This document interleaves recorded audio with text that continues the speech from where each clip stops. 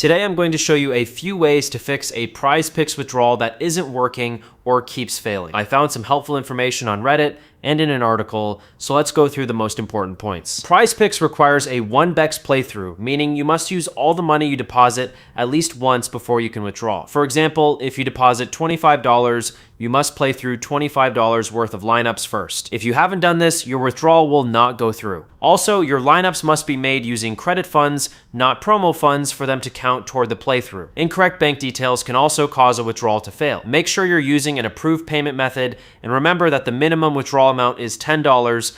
Anything below that will automatically fail. Another thing to keep in mind is the 24-hour limit. You can only make one successful withdrawal per 24 hours. For example, if a withdrawal is processed at 2 p.m., you won't be able to make another request until 2 p.m. the next day. On Reddit, someone mentioned that when nothing worked, they asked Prizepicks to send the money to their PayPal, and that was the only method that succeeded. You can try adding your PayPal account as well. If none of these solutions help, even after meeting all the requirements, then your best option is to contact Prizepicks support directly and send them a screenshot of the issue.